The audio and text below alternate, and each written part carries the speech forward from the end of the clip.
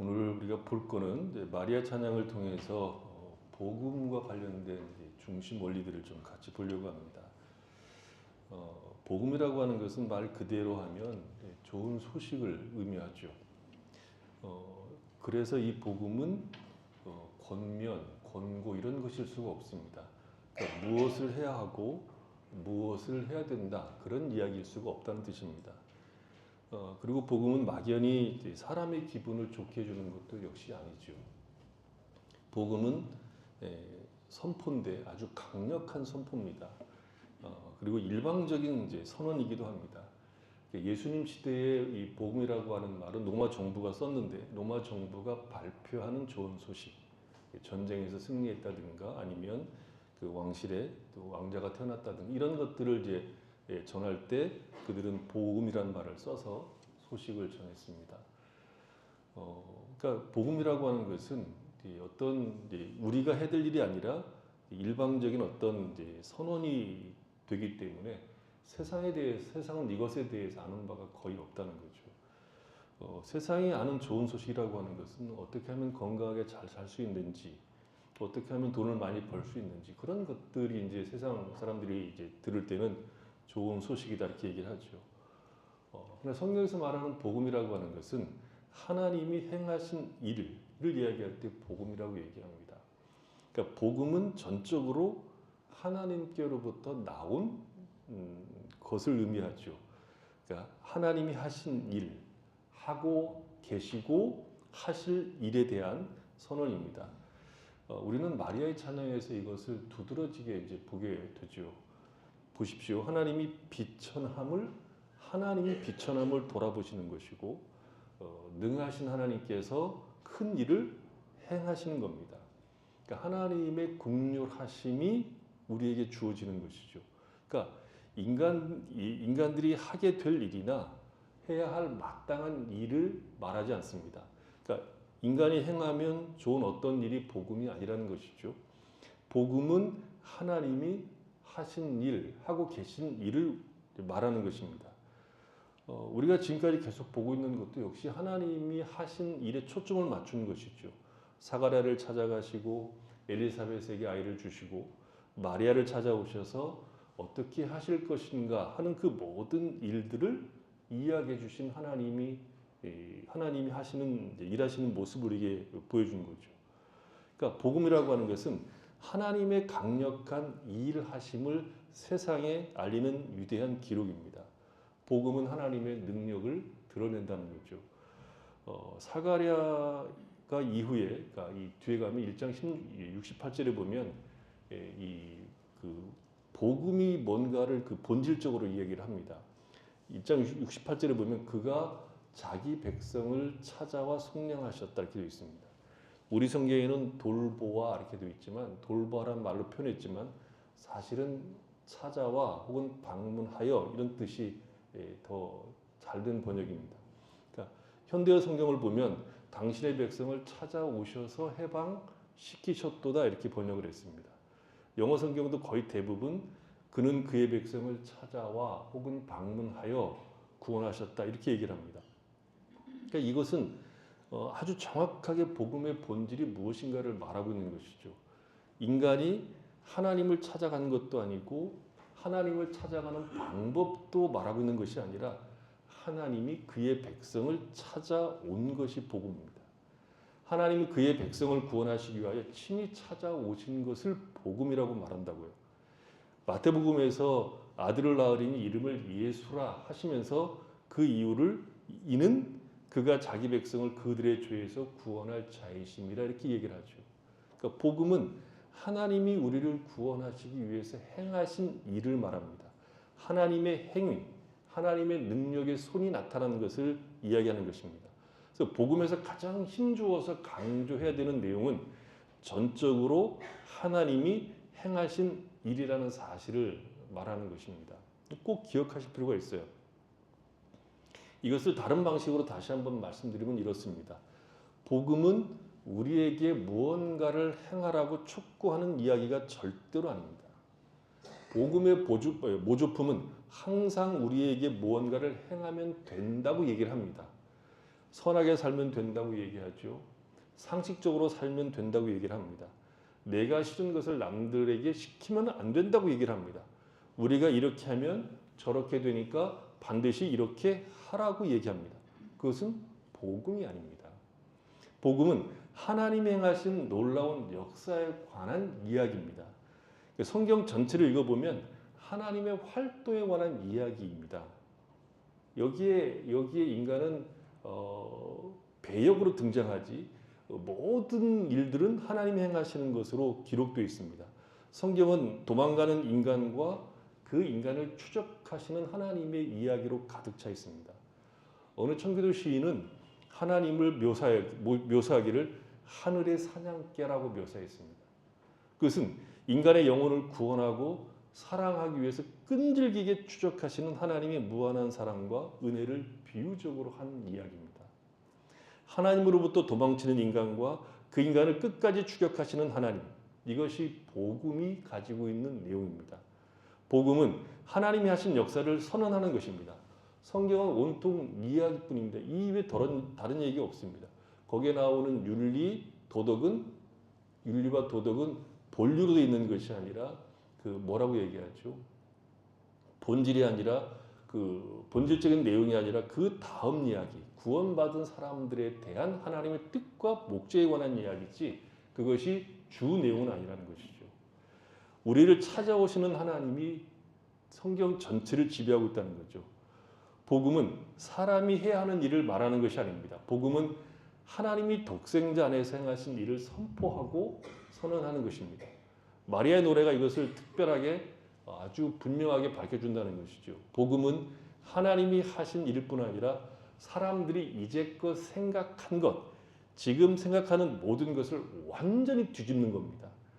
복음은 사람들이 지금까지 해온 일이나 해야 하는 일을 기록하는 것이 아닙니다. 인간의 모든 생각과 정반대 이야기입니다.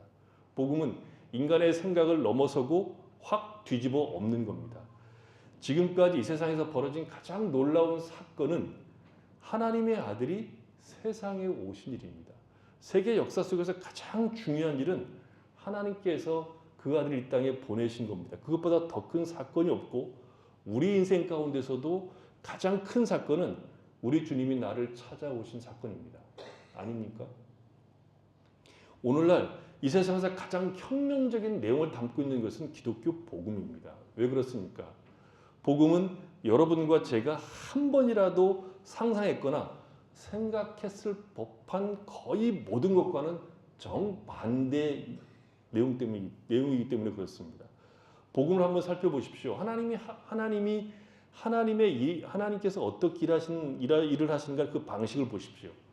마리아의 찬양 속에서 우리는 이 부분을 확실하게 보게 됩니다. 하나님이 인류를 구원하는 일을 하러 오실 때 그 행하시는 방식을 한번 보라는 거죠. 하나님이 아무런 힘이 없는 아기로 오셨습니다. 누가 감히 하나님께서 그렇게 일하실 것이라고 상상이나 했겠습니까? 그러나 하나님은 정확하게 그렇게 일을 하셨습니다. 어디 그뿐입니까? 이 아기가 태어날 때 선택된 여인은 누굽니까? 그저 그런 여인입니다. 마리아입니다. 한국말로 하면 영자, 숙자 그런 사람입니다. 가난한 여인입니다. 놀랍지 않습니까? 여러분과 저라면 이 일을 이런 방식으로 하지 않을 겁니다. 절대로. 세상은 이 일을 이런 방식으로 하지 않는다는 것이죠. 우리는 이 일을 아기가 태어나는 일로 시작하지 않을 겁니다. 가장 극적이고 효과적인 방법은 하늘에서 이렇게 곧장 이렇게 슉 이렇게 내려오는 거 아니에요. 그렇지 않습니까? 아이언맨처럼 이렇게 슉 내려오는 거 아닙니까? 아이언맨이 누군지 모르면 곤란하죠. 그러니까 위대하고 극적이고 영웅적인 등장을 하도록 만들 겁니다. 하다못해 아래에서 깨어난 사람으로 묘사하잖아요. 그게 박혁교사 아니에요. 아래에서 깨어났다고. 아래에서 어떻게 인간이 깨어납니까? 근데 어떻게 하려고 위대한 인물로 묘사하다 보니까 그렇게 하고 을지문동은 20개월 만에 태어난 거 아니에요? 우리는 나팔을 불면서 성대하게 일을 하는 것을 좋아합니다. 그게 인간의 유인들이죠. 그것이 좋은 일이라면 우리는 더욱 크게 하는 일을 더 크게 벌리는 버릇들이 있습니다. 그러나 하나님은 전혀 다른 방식으로 일을 하시는 겁니다. 만약 만약 양보를 해서 우리가 이 일을 아기를 통해서 하기로 우리가 결정했다고 한다면 적어도 왕가의 가문이나 위대한 가문의 어머니를 택했을 겁니다. 훌륭한 어머니를 택했을 거라는 거죠. 하나님의 아들이 세상에 오신다면 우리가 할 수 있는 가장 위험 있고 가장 영광스러운 사람을 통해서 오시게 할 것이 너무 분명하지 않습니까? 그러나 하나님은 아무도 들어본 적이 없는 그저 그런 여인, 있어도 되고 없어도 되는 그런 여인을 통해서 오셨다는 것이죠. 이것은 우리의 모두의 생각을 뛰어넘는 결정입니다. 또 그 아기가 어디서 태어났는지 한번 생각해 보십시오. 하나님의 아들이 세상에 오실 때 어디에서 태어나는 것이 정상일까요? 마태복음에 보면 아기 예수의 탄생을 별을 보고 추적하던 동방의 박사들은 아주 자연스럽게 궁궐로 갔습니다. 그건 당연하죠. 별을 통해서 그 징조를 보는 자들도 위대한 하나님의 아들은 온갖 화려한 것으로 꾸며진 궁궐에서 태어날 것이라고 생각했고 그게 격에 맞는다고 생각을 한 것입니다. 하지만 아닙니다. 그것은 인간의 생각일 뿐입니다. 하나님의 아들은 가축이 있는 마구간에서 태어나 말 구유에 눕혀지는 모습으로 이 세상에 들어오셨습니다. 이것이 하나님이 일하시는 방식입니다. 복음은 그래서 인간의 생각일 수가 없습니다. 하나님의 일하심이기에 반전이 있고 놀라움이 있고 경이로움이 있는 겁니다. 좀 더 한번 봅시다. 인간의 구원을 위한 하나님의 행하심이 인간이 신뢰하거나 혹은 신뢰했던 모든 것을 어떤 방식으로 정죄하고 파괴하고 있는가도 볼 수 있습니다. 51절에 보면 하나님은 그의 팔로 힘을 보이셨다 이렇게 얘기하고 있죠. 어떻게 보이셨는가 하면 흩으셨다 이렇게 얘기합니다. 흩으셨다는 이 말은 아주 강한 단어입니다. 아무것도 남은 것이 없도록 완전히 흩어버렸다 그런 뜻입니다. 쉬운 말 성경은 이것을 잘 번역했어요. 산산이 흩으셨다라고 그 뜻을 잘 드러냈습니다. 그분은 마음의 생각이 교만한 자들을 흩으셨고 권세 있는 자를 그 자리에서 끌어내셨으며 부자를 빈손으로 보내셨습니다. 복음은 인간이 신뢰하는 모든 것을 정죄하고 무너뜨리고 파괴합니다. 흩어버립니다. 복음의 반전은 인간이 가지고 있는 인간이 가지고 있는 어떤 능력이나 생각이나 그런 것들에 대해서 어떤 여지도 결코 남기지 않고 완전히 산산히 흩어버리십니다. 그러면 복음은 무엇을 정죄하고 무엇을 무너뜨리고 흩어버립니까? 첫째는 인간의 지혜입니다. 51절 하반절을 읽어보시면 그가 흩으셨는데 누굴 흩으신 겁니까? 마음의 생각이 교만한 자들을 흩으셨다 이렇게 얘기하죠. 자기 마음의 추론 능력, 이해 능력을 믿는 사람, 그러니까 자기를 믿는 거죠. 자기의 능력과 머리를 믿는 오만해진 사람을 뜻합니다. 그러니까 교만한 자라는 것은 다른 사람보다 자신을 높이 두는 사람, 똑똑한 사람, 오늘날로 얘기하면 전문가를 의미합니다. 복음이 가진 가장 중요한 특징 가운데 하나는 언제나 현실적입니다. 성경만큼 현실적인 책이 없습니다. 성경은 오랜 세월에 걸쳐서 오래전에 기록된 책이지만 늘 현실적입니다. 복음이 처음 주어진 2000년 전에도 복음은 현실적이었고 최신의 것이었습니다. 오늘날에도 복음은 여전히 가장 현실적이고 가장 최신의 것입니다. 마음의 생각이 오만하고 교만한 사람은 그 당시에도 있었고 지금도 있기 때문에 그렇습니다. 이 구절은 자신의 능력, 이해력, 사고력을 대단히 자랑하는 사람을 말합니다. 세상에는 언제나 항상 그런 사람들이 존재했습니다. 그리고 많았습니다. 구약 성경을 봐도 이런 사람들이 많았음을 우리가 알 수가 있죠. 자신의 지혜를 가지고 하나님을 무시하는 사람들이 있습니다.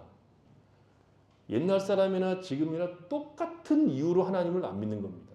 악인은 그의 교만한 얼굴로 말하기를 여호와께서 이를 감찰하지 아니하신다 하며 그의 모든 사상에는 하나님이 없다. 시편 4절입니다. 어리석은 자는 그 마음에 하나님이 없다라고 말한다는 것이죠. 주 예수 그리스도께서 오셨을 때도 교만한 자들로 세상은 가득 찼습니다. 그들이 누구입니까? 주로 위대한 그리스 철학자들입니다. 그들은 강력한 계보를 이루었죠. 우리가 아는 소크라테스, 플라톤, 아리스토텔레스와 같은 그들의 사상을 따르는 학파들, 삶을 이해하라고 시도하고 그것을 자랑스럽게 여기고 최고의 수준의 천재임을 스스로 드러냈던 사람들이 아닙니까? 그들은 학식을 자랑했고 그 지식을 자랑하고 그 지성을 자랑했습니다. 그들에게 세상에 있는 모든 사람들은 두 종류밖에 없었습니다. 헬라 사람들에게는 세상에 딱 두 종류밖에 없었어요. 헬라인과 야만인. 이 두 종류밖에 없었습니다. 하지만 그들만 있었던 것이 아니죠. 로마를 지배하는 엘리트와 그 시민들 역시 자기 자랑이 충만했습니다. 팍스라 노마라고 외치면서 노마가 이룬 업적을 자랑했습니다. 근데 여기서 우리는 마리아의 입을 통해서 복음은 그 결과가 뭔가를 보여주죠. 하나님의 아들이 세상에 오시면 그들을 산산히 트십니다. 물러가게 하십니다. 무너뜨리고 깨트리십니다. 그것도 아주 철저하게 깨트리십니다. 그 일이 어떤 방식으로 진행됩니까? 그것도 역시 놀랍습니다. 주님은 이 질문에 대해서 아주 명확한 답을 주셨습니다. 마태복음 11장 한번 가서 보십시오. 25절에 보면 그때 예수께서 대답하여 이르시되 천지의 주제이신 아버지여 이것을 지혜롭고 슬기 있는 자들에게는 숨기시고 어린아이들에게는 나타내심을 감사하나이다. 옳소이다. 이렇게 된 것이 아버지의 뜻이니이다. 이 말씀이 의미하는 바가 무엇입니까? 지혜롭고 똑똑한 사람들, 철학자들, 교사들, 위인들, 위대한 지성들을 가지고 있다고 생각하는 사람들은 우리 주님 때문에 당황스러워한다는 것이죠. 주님과 주님이 행하시는 일 때문에 혼란스러워한다는 것입니다. 주님은 그들을 찾아서 그들에게 자신이 누군가를 가르치는 것이 아니기 때문에 그렇습니다. 오히려 그들은 자신들의 생각에 갇혀서 주님을 알아보지 못한다는 것이죠. 자기들이 연구하고 알아낸 지식으로는 도무지 주님을 알 수가 없습니다. 그러나 반면에 어린아이들, 말하자면 무지한 자들은 우리 주님을 알게 된다는 거죠. 복음이 지혜롭고 슬기롭다고 하는 자들에게는 감춰져 있습니다. 오히려 그들은 주님 앞에서 어리석은 자가 된다는 것입니다. 위대한 지성, 위대한 두뇌의 소유자들은 기존의 생각에서 한 발짝도 움직이지 못하기 때문에 주님을 알아볼 수가 없습니다. 그러나 복음이 그들이 알 수 없다고 해서 거기서 절대로 멈추는 것이 아닙니다. 위대한 지성들이 복음을 모른다고 해서 복음은 멈추지 않습니다. 세상의 지혜로운 자들이 복음을 알 수 없다고 선언하면 그것으로 복음은 좌절되는 것이 아니라 오히려 더 강력하게 역사합니다. 이 세상이 자기 지혜로 하나님을 알지 못했고 세상이 지혜로 철학으로 이성과 이해력으로 하나님에게 이르지 못했을 때 하나님께서는 전도에 미련한 것으로 믿는 자들을 구원하시기를 기뻐하셨습니다. 유대인은 표적을 구하고 헬라인은 지혜를 찾으나 하나님은 그리스도 예수의 십자가를 앞세워 우리를 찾아오신 겁니다. 이게 하나님의 지혜입니다. 세상은 자기 지혜를 추구합니다. 마음이 교만한 자들은 자신을 믿습니다. 자신의 지성과 지식과 학문을 자랑하고 의지합니다. 오늘날 현대인들을 보십시오. 현대 과학으로 어떻게 예수를 믿을 수 있니? 성경을 믿을 수 있느냐고 반문하고 앉아 있습니다. 그들은 자신들이 현대인이기 때문에 그러니까 오래전의 사람들과는 전혀 다르기 때문에 예수를 안 믿는다고 얘기하지만 오래전에 예수를 안 믿었던 사람도 똑같은 이유로 예수를 안 믿은 겁니다. 사물과 모든 일들을 합리적으로 설명할 수 있다고 그들은 떠벌렸습니다. 자신들의 지성으로 모든 것을 알 수 있다고 말하면서 자신들의 지성이 알 수 없는, 자신들의 지성으로 알 수 없는 영역은 사실의 영역이 아니라 상상 혹은 신념의 영역이라고 얘기했습니다. 이 세상의 사실은 인간의 이성으로만 이해되고 확인할 수 있는 것만 사실이고 인간의 이성을 넘어서는 모든 영역들은 상상이나 신념의 영역이라고 치부해버렸습니다. 그런데 우리는 하나님의 아들이 세상에 오셔서 그들을 부시고 흩어버리시고 내쫓아버리시고 그들이 어리석었다는 것을 확인시킨다는 것이죠. 이것은 여전히 우리에게 적용되는 진리입니다. 인류 역사 가운데 지금보다 나은 문명의 시대가 없었다고 보지요. 문명 자체도 그렇고 인간의 수준도 그렇다고 봅니다.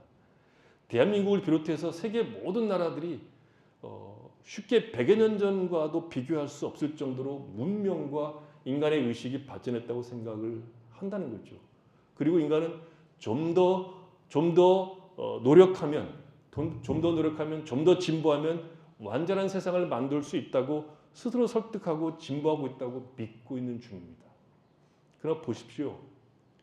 그렇게 되고 있습니까? 세상은 미친 세상이 되어가고 있는 중입니다. 그리고 아무도 그런 미친 세상을 미쳤다고 말하지 못하게 만들고 있습니다. 인간이 정상적인 삶을 포기하는 것을 정상이라고 주장하고 있고 그 정상이 비정상이라고 말하는 사람들을 혐오주의자로 몰고 앉아 있습니다. 인간은 하나님이 지으신 창조의 질서를 부정하고 타락의 극치를 가고 있지만 그것이 인간의 승리이고 진보라고 주장하고 있으며 그렇게 사는 것이 인간다운 삶이라고 우기고 앉아있는 중입니다. 그러나 그 모든 것은 결국 흩어지고 말 겁니다. 그것도 산산이 부서질 겁니다. 인간은 하나님을 전혀 염두에 두고 있지 않습니다. 그래도 전에는 어떤 그 신적 감각이라는 것이 조금 남아있었지만 이제는 그나마도 남아있지 않고 각자 소견에 옳다고 이야기하고 살아가고 있는 중입니다. 조만간 우리는 이 모든 인간의 생각이 틀렸다는 것이 드러날 겁니다. 하나님은 마음의 생각이 교만한 자들을 흩으시는 분입니다. 이 세상은 자기 지혜로 하나님을 알 수가 없습니다. 저는 지성을 매도하는 것이 아닙니다. 철학을 매도하는 것이 아닙니다. 제가 공격하는 것은 하나님이 없는 지식, 하나님이 없어도 충분하다고 말하는 인간의 지식, 그 교만을 비판하는 겁니다. 나는 충분하고 완전하고 하나님이 필요 없다고 이렇게 계명된 세상에서 어떻게 비과학적인 것을 믿을 수 있느냐고 말하는 현대인들을 비판하는 겁니다. 그들은 이야기합니다. 하나님을 검토해 보겠다고. 그런 무지한 자들이 어디 있습니까? 하나님은 그들을 그대로 두시지 않습니다. 그들의 어리석음을 드러내실 겁니다. 그들을 흩어버리실 겁니다. 사람들은 온갖 지혜와 능력과 학식에도 불구하고 하나님께 이르지 못합니다. 그들은 실패하는 정도가 아니라 오히려 더 처참하게 망가질 겁니다. 인간은 하나님의 지혜와 능력을 도무지 알 수가 없습니다. 인간은 하나님의 참된 지혜를 마주하고서도 그것을 알아보지 못합니다. 인간은 자신들이 지혜롭기 때문에 진리를 보면 안다고 얘기를 합니다. 진리를 추구하고 있다는 것을 굉장히 좋아합니다. 진리를 추구하고 있는 것이 무슨 뭐라 그러죠? 그 개념 있는 인간인 것처럼 좋아한다는 거죠. 하지만 인간은 진리를 찾아낼 수가 없습니다. 왜 그렇습니까? 진리는 계시되는 것이기 때문입니다. 진리는 계시되는 것입니다. 진리는 추구해서 얻는 것이 아님에도 불구하고 인간은 끊임없이 진리를 추구합니다. 진리는 이미 그들 눈앞에 환하게 드러나 있습니다. 진리는 숨겨진 것이 아닙니다. 누구나 볼 수 있게 드러나 있습니다. 하지만 사도 바울이 말한 것처럼 이들은 전혀 보지 못합니다. 고전 2장 8절을 보면 이 지혜는 이 세상 통치자들이 한 사람도 알지 못하였나니 만일 알았더라면 영광의 주를 십자가에 못 박지 아니하였으리라. 그들이 이렇게 말합니다. 어떻게 목수가 하나님의 아들일 수 있느냐고, 어떻게 나사렛에서 선한 것이 날 수 있느냐고 불가능하다고 얘기합니다. 빌라도도 주님을 눈앞에 놓고 뭐라고 얘기했습니까? 주님한테 질문했잖아요. 진리가 무엇이냐? 진리가 무엇이냐? 이것이 지금 인간들이 하는 모든 질문의 내용들입니다. 눈앞에 보고도, 진리를 눈앞에 보고도 진리가 뭐냐고 묻고 있습니다. 인간이 생각하는 지혜는 인간 스스로 무엇인가를 할 수 있고 인간 스스로 무슨 업적을 만들어낼 수 있는 것이라고 생각한다는 것입니다. 그러나 하나님의 지혜는 십자가에 못 박힌 그리스도가 하나님의 지혜요 능력이라고 명확하게 얘기합니다. 인생들은 그런 복음을 미련한 것이라고 생각합니다. 하나님이 행하신 일이 아니라 우리가 행할 일을 달라고 요구합니다. 인간은 교만하여서 언제나 자신들이 할 수 있다고 생각합니다. 바로 그 마음의 생각이 교만한 것을 복음은 철저하게 무너뜨립니다. 하나님은 사람에게 지혜를 보내기로 결정하셨을 때 아기와 목수, 말하자면 평범무쌍한 사람의 모습으로 보내신 겁니다. 이 세상의 지혜로 절대 알 수 없는 비범한 방식으로 하나님은 일을 하십니다. 십자가는 여전히 지혜롭다고 생각하는 자들, 교만한 자들을 비웃고 저들의 무지에 대해서 꾸중하는 하나님의 능력이요 지혜입니다. 스스로 지혜롭다고 하는 자들은 하나님께서 철저하게 흩어버리십니다. 52절을 보면 그는 권세 있는 자를 그 위에서 내리치셨다고 얘기하죠. 하나님은 언제나 이 일을 하시는 분이십니다. 하나님은 사람들 마음에 있는 궁극적인 죄가 교만인 것을 아십니다. 그들은 자신의 지성과 힘과 지위를 자랑합니다. 하지만 하나님은 교만과 싸우시고 교만을 파괴하시고 무너뜨리십니다. 구약은 하나님께서 이 일을 어떻게 행하셨는지 보이는 역사입니다. 가장 대표적인 예가 다윗과 골리앗의 얘기입니다. 힘있고 강한 자의 대명사가 골리앗이죠. 그는 자신이 강한 자라고 자랑하며 하나님을 모욕했습니다. 그러나 그를 무너뜨린 사람은 아직 작아서 갑옷도 입을 수 없었던 소년 다윗이었고 그는 겨우 물맷돌을 가지고 가서 싸워 이겼습니다. 이것이 세상을 다루시는 하나님의 방식입니다. 그래서 우리는 세상을 두려워할 이유가 없는 거죠. 하나님은 언제나 교만한 견세자들을 내리치셨습니다. 하나님은 아들 안에서 행하고 계신 일이 바로 이 일입니다. 하나님은 위대한 가문이 아닌 그저 그런 가문으로 예수를 보내셨습니다. 느부갓네살은 구약에 등장하는 가장 위대한 왕일 겁니다. 그러나 그가 이룬 왕국을 그가 어느 한날 망대에 올라서 자기가 이룬 왕국을 보면서 자신을 스스로 높이며 자신을 경배하기 시작했습니다. 그러자 하나님은 그를 내리치셨고 그는 들에서 소가 풀을 먹는 것처럼 들의 소처럼 그런 신세로 전락했습니다. 손톱이 맹금류의 발톱처럼 길게 자랐고 머리카락은 몸을 덮었으며 몸에는 이슬이 내렸습니다. 우리는 이런 사람을 뭐라고 부르는지 아십니까?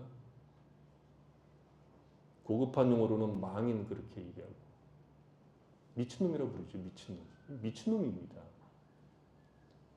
하나님이 권세 있는 자를 그 위에서 내리치신 겁니다. 그리고 하나님이 마침내 최고의 방식으로 그 일을 하십니다. 만왕의 왕 만주의 주께서 마국간으로 임하신 겁니다. 이것이 복음입니다. 이것이 우리의 영광이고 소망입니다. 하나님은 우리가 생각하는 모든 것, 자랑하는 모든 것들을 뒤집어 엎으십니다. 권세 있는 자들, 하나님이 그들을 그 자리에서 끌어내실 겁니다. 누군가 일어나 자신이 이 세상을 다스릴 것이고 온 세상의 신처럼 다스릴 거라고 말해도 두려워할 이유가 전혀 없습니다. 그는 끌어내림을 당할 겁니다. 모든 독재자들은 다 몰락했습니다.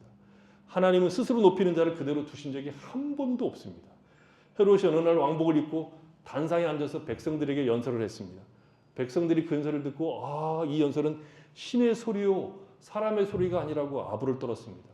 헤롯은 그 아부를 기쁘게 받아들였습니다. 하나님께 영광을 돌리지 않았습니다. 그러자 주의 사자가 치는 벌레에게 먹혀 죽었다고 얘기하고 있습니다. 벌레에게 먹혔습니다. 얼마나 웃기는 얘기입니까? 하나님의 유머가 출중하신 분입니다. 그렇게 신의 소리라고 한 인간이 겨우 벌레에 먹혀서 죽은 겁니다. 그것이 인간입니다. 자신을 스스로 높이든 아니면 누군가 높이든 그것을 용납하는 순간 하나님은 그를 치십니다. 권력을 섬기는 방식이 아닌 자신을 위해서 잔혹하게 행사하는 자들을 하나님은 내리치십니다.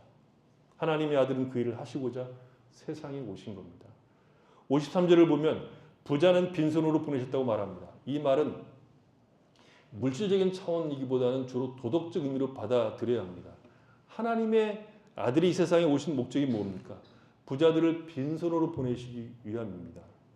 젊은 부자 관원이 있었습니다. 부자였고 돈이 많았습니다. 그는 자신이 도덕적으로 부유하다고 자부하며 이렇게 얘기했습니다.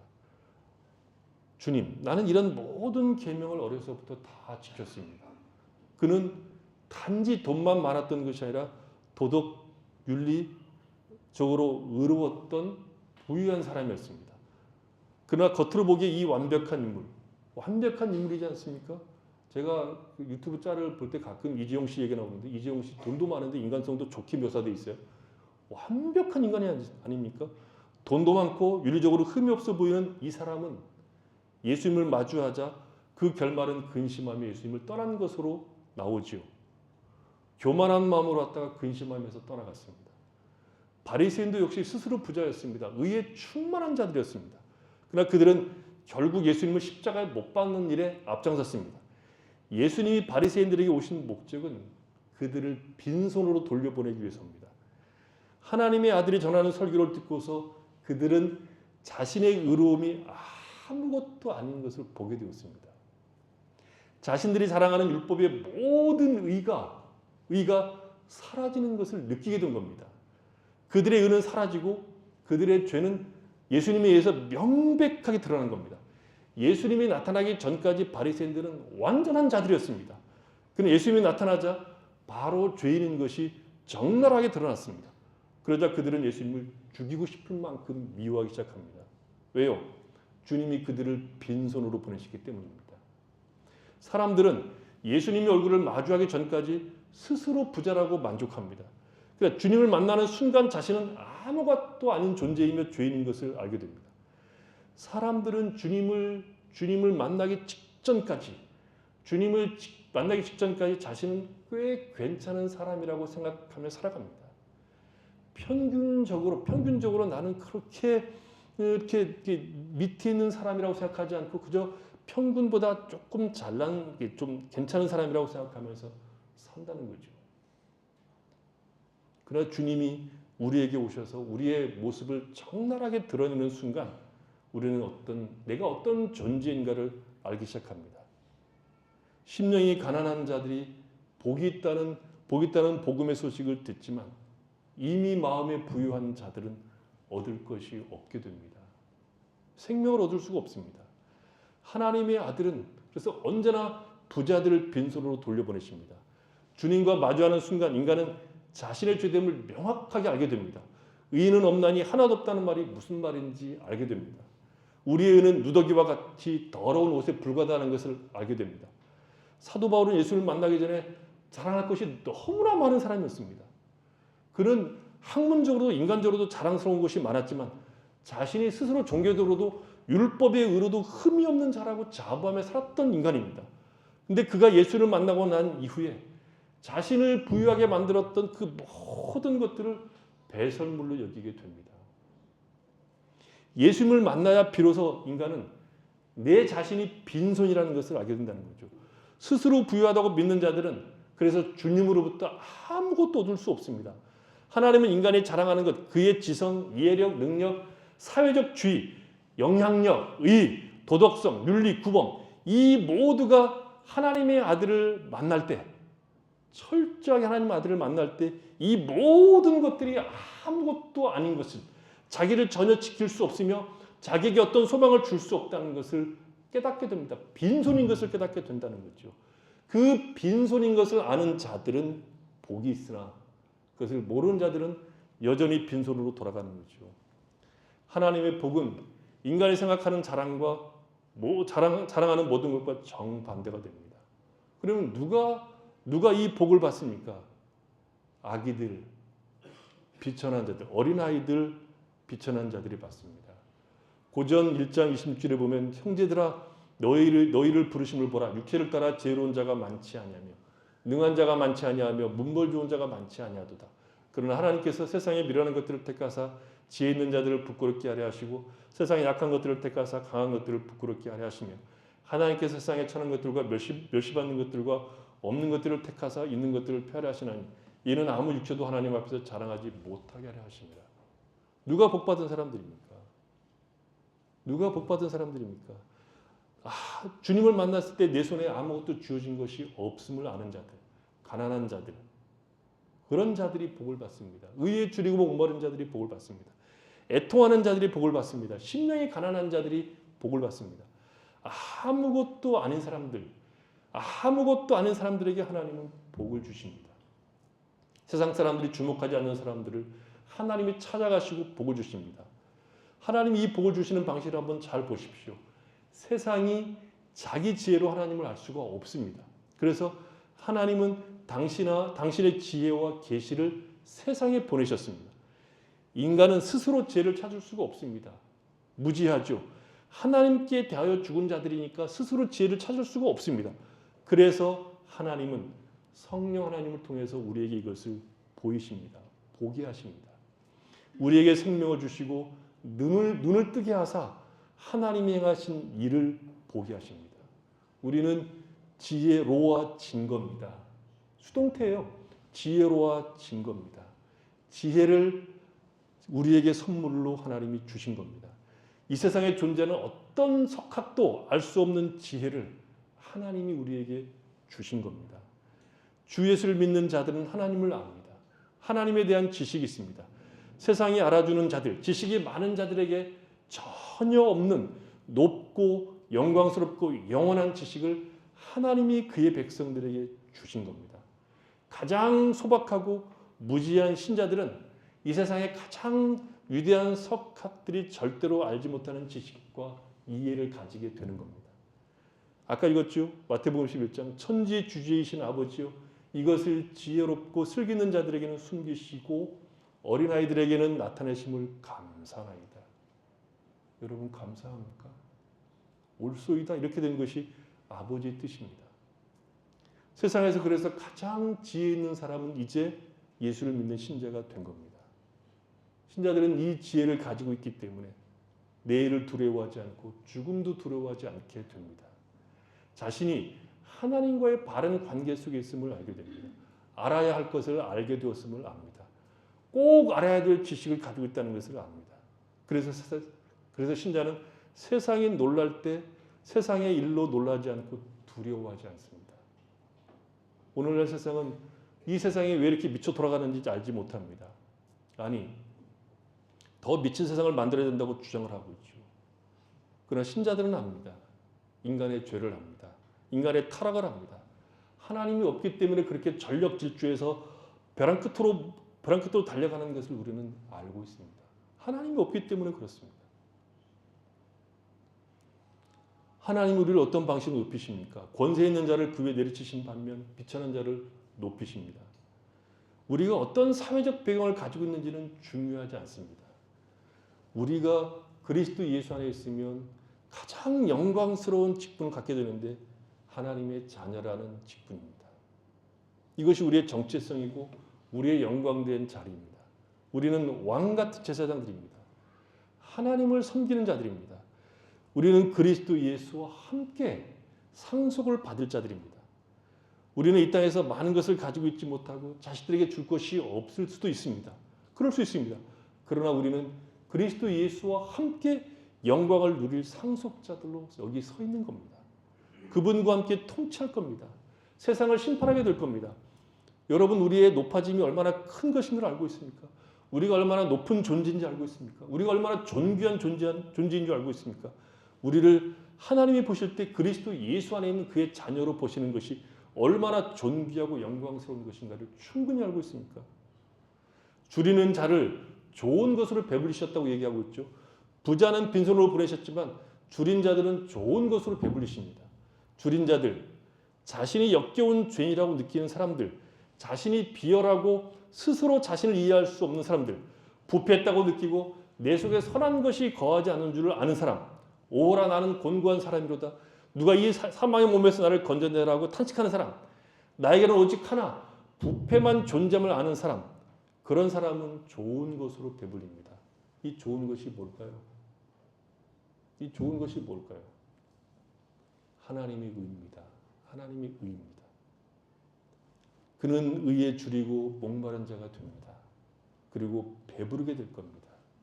줄인 자들이 하나님의 의를 받고 의에 줄이고 목마른 자가 되어서 배부르게 됩니다. 인간은 하나님의 의, 하나님이 주시는 의를 가져야 비로소 배부릅니다. 하나님의 의를 소유해야 인간은 충족해집니다. 심령이 가난하고 자신의 죄성과 자신이 지은 죄로 애통하는 자들, 내가 무엇에 될지 모르는 자들, 그런 자들이 하나님에게 복을 받는다고 말하고 있습니다. 그런 자들에게 하나님은 의를 주시고 배부르게 하십니다. 하나님은 우리를 의로운 존재로 만들기 위해서 그 아들을 보내신 겁니다. 우리는 스스로 의로워질 수가 없습니다. 인간은 그 누구도 의인이 될 수 있는 능력을 갖고 있지 못합니다. 우리가 아무리 애를 써도 하나님의 의를 만족시켜 드릴 수 없습니다. 그런데 어느 날 갑자기 우리가 죄를 깨닫고 하나님의 의를 원하게 됩니다. 그리고 갑자기 그 의를 받게 됩니다. 그리스도 예수 안에서 받게 됩니다. 그리스도는 모든 믿는 자에게 의를 이루기 위해서 율법의 마침이 되셨습니다. 이것은 사람이 도무지 이해할 수 없는 진리입니다. 나는 죄인입니다. 부패 있고 비열한 존재입니다. 가망이 없습니다. 그런 나에게 복음은 무엇라고 얘기합니까? 복음은 주 예수 그리스도를 믿고 그를 의지하고 그분께 나를 온전히 맡기고 순종하는 자들에게는 하나님께서 의를 주신다고 말합니다. 내가 평생 단 한 번도 죄를 짓지 않는 것처럼 깨끗해진다고 말하고 있습니다. 하나님 나를 의롭다고 선언하십니다. 내 계좌에 그리스도의 의를 넣어주십니다. 나는 거지이고 내 장부는 텅 비어있고 저주를 받아 마땅합니다. 그런데 갑자기 하나님의 아들의 하나님의 아들의 의가 내 계좌에 입금이 됩니다. 그는 줄인 자들을 좋은 것으로 주시고 배부르게 하십니다. 그러므로 우리가 우리 자신의 죄를 깨닫고 회개하고 오직 주 예수만이 나의 구원자 되심을 믿는 자들은 좋은 것으로 배부르게 되고 그리스도의 의의 옷을 입고 하나님과 평화를 누리게 됩니다. 마음의 평화를 누리게 된다는 거죠. 이 세상 나를 버려도 나 두려움이 없네. 내 한량없는 영광은 십자가뿐이라 찬송할 수 있습니다. 그것이 하나님이 우리에게 주신 좋은 겁니다. 그리스도 예수의 의를 우리에게 충만하게 주신다는 것이죠. 여러분, 우리는 배부릅니까? 하나님을 아는 지식으로 배부릅니까? 그리스도의 의로 배부릅니까? 마음의 평화가 있습니까? 삶과 죽음, 무덤과 심판과 지옥에 대한 두려움이 사라지셨습니까? 그렇습니까? 주님이 주시는 기쁨을 누리고 계십니까? 환난 중에도 우리가 살아가는 이 한 세상 갖가지 여러 가지 상황, 사건, 위험 앞에서도 즐거워할 수 있습니까? 줄이는 자를 좋은 것으로 배불리는 하나님을 여러분 만나셨습니까? 영원하신 아버지는 그의 자녀들에게 모든 선과 모든 완전한 선물을 주시는 분입니다. 이것이 복음입니다. 복음은 하나님이 하신 일이며 하나님이 우리에게 건네신 선물입니다. 그 선물을 받으셨습니까? 그렇다면 우리가 누구인지 압니다. 우리가 어떤 존재인지를 압니다. 얼마나 복된 존재인지를 압니다. 예수 그리스도를 믿는 자들, 예수 믿는 자들, 신자라는 신분이 가지고 있는 복됨과 영광과 충만함이 무엇인지를 우리는 알게 됩니다. 마리아는 우리에게 이렇게 말합니다. 나는 다 이해할 수 없지만 내게서 태어날 이 사람이 온 인류의 구원자가 될 것입니다. 그분이 은혜를 베푸실 겁니다. 모든 것을 반전시킬 겁니다. 지적으로 교만한 자들, 권세 있는 자들, 자기 만족에 빠져 도덕적으로 부자로 자처하는 자들을 무너뜨리실 겁니다. 그러나 보통 사람들은 그분의 말씀을 기꺼이 들을 겁니다. 그분은 우리를 영원토록 경이롭게 여기는 놀랍게 여기는 지혜와 지식과 이해를 주십니다. 그분은 우리를 하나님의 자녀로 삼으시고 예수 그리스도와 함께 유업을 상속할 자로 우리를 만드실 겁니다. 하나님은 우리를 그분 자신으로 채우시고 끝내 영광으로 채우실 겁니다. 이것이 마리아가 찬양하는 내용입니다. 찬양하는 이유이기도 합니다. 지혜와 능력과 모든 부의 원천이신 하나님의 선물을 받으십시오. 자신을 낮추시고 그리스도 예수를 바라보고 믿으십시오.